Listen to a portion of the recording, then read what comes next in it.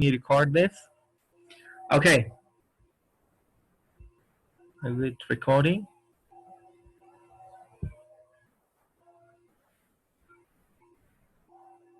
Okay, nice recording. Okay, so execution phase is more related to your action, right? You put your plan into action, and a plan is something like, again, abstract, okay?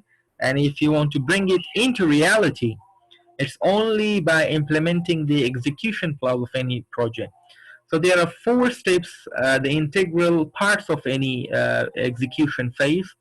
That is, identify specific resources, what resources you're needing, okay? And what those resources gonna, complete the project activities, okay? So these activities require your specific resources. When you assign these resources, as a result of the assigning of these resources, the workers, the person power, or the workers will be able to complete the project. The second part of any execution phase is assign workers to activities. So when you're assigning workers to activities, you are delegating activities to them. You are allocating resources to them. You're allocating time to them. Okay, and these workers have clear duties and responsibilities and accountability for carrying out these activities.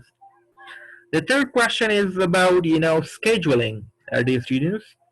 So schedule activities with specific start and end date. So scheduling is very important part of any execution phase. Being as a project manager, you're not dealing with one project. There will be a lot of projects, and scheduling is a big obstacle in a way of completing the project's activities. So when you are scheduling, so make sure that this schedule does not affect the activities of other project, schedule. So when you're scheduling, so go for, specific start and end date. Once it is done, okay, so then you will be able to move, these resources from one project to another project. And this technique is mostly known as smoothing technique, which will be, inshallah, will be taught to you in coming lectures. And the fourth one, the last part of any execution phase is launch the plan. Okay, once you are done with the 3 things, and the fourth step would be to launch the plan. Okay, it is going to be into reality now.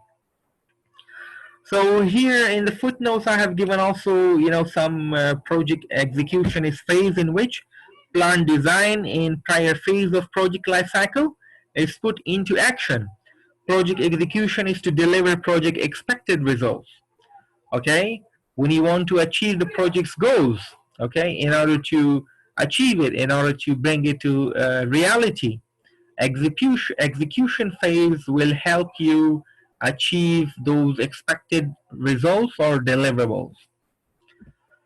So, dear students, controlling is another phase of any project, okay? And controlling is very important part of any projects. So, dear students, you will see another word associated. You will always see another word with controlling, that is project monitoring and controlling phase. Monitoring and controlling, okay, they are two. They are not same, okay, but in this sense we are going to consider it as monitoring and controlling, okay. So what exactly is monitoring and controlling? So monitoring and controlling are sometimes combined with the execution, because they often occur at the same time. And teams execute their project plan. They must continuously monitor their own progress in order to guarantee the deliverable of what was promised, okay, in the planning phase. Teams must monitor tasks to prevent The scope creep, calculated by key performance indicators, and tracking variations from the allotted cost in time. Okay, so this constraint, stopping it will help you keep the project moving ahead smoothly. Okay, so controlling phase, the creeps that we studied, dear students, rest of the creeps that take place when once the project is implemented. Scope creep takes place, also take place when the project is implemented.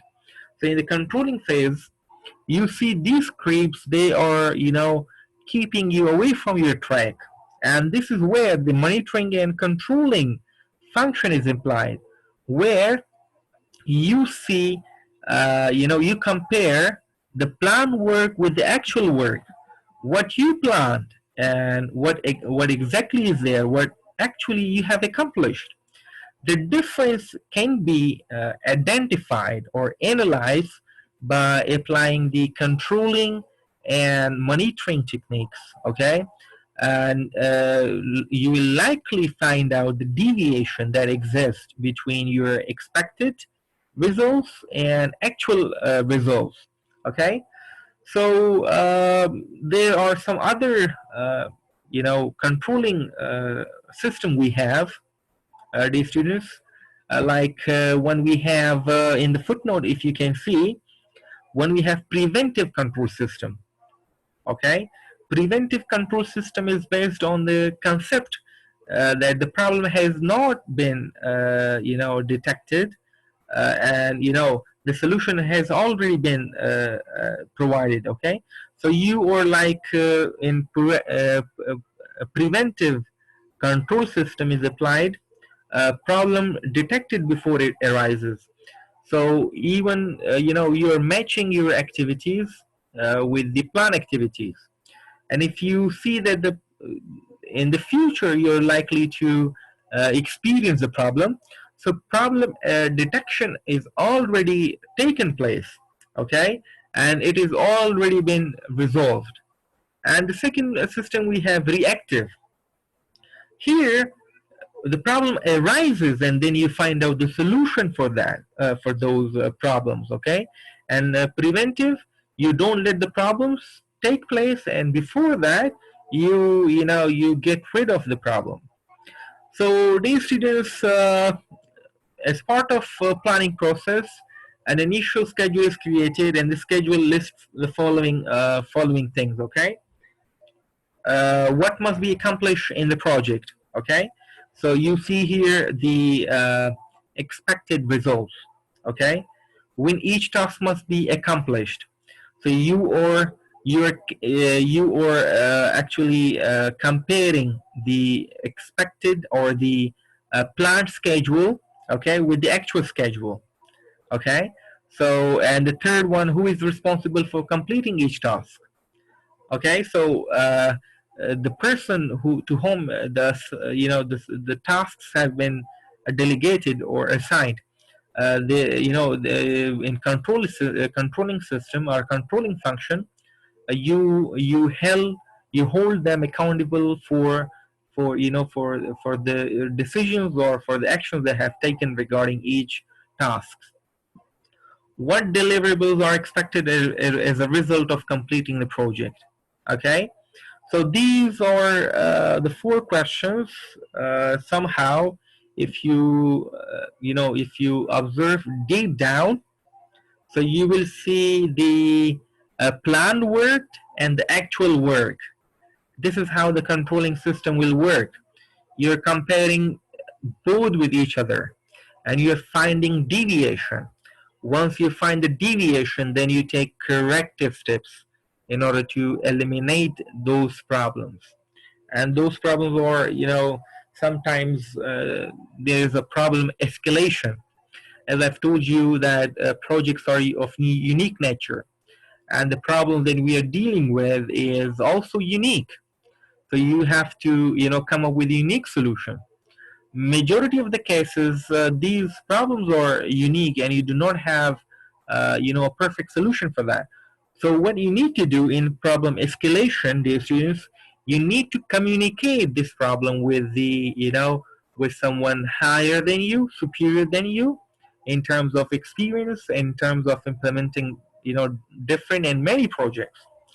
So you will likely get the response from the higher, upper management, in terms of, the solutions for the problem that arises. Okay, so I hope controlling, I have made myself perfectly clear on this one as well. So in controlling, to put it simply, you're comparing your actual work with the plan work. You find deviation, and you find out the problem, you find out the gap, and how best to fill those gaps or to respond to those problems. Okay, it is part of your planning. And these students, I'll be talking about how to control the schedule, the cost, or how to find the variances regarding your project, okay, regarding your schedule, regarding your cost, regarding your budget allocated. Okay, these will be taught to you, inshallah, in earned value management. In earned value management, we have these, variances, and how these variances can be controlled by implementing one of the phase of project management, that is controlling phase. And this is a whole complete chapter. This will be also taught to you, inshallah, in upcoming lectures. Okay, so I'm gonna put an end to this lecture here. Okay, we are done with the different phases that is part of your modern project life cycle. And the upcoming lecture, inshallah, I'll be talking about the phases that a traditional project management had. Okay, so I'll be talking about traditional project management phases, and or the project management, traditional project management life cycle, interchangeably known as. It consists of 5 steps. Okay, so with this, I'm going to wrap it up. Okay, and I'm going to stop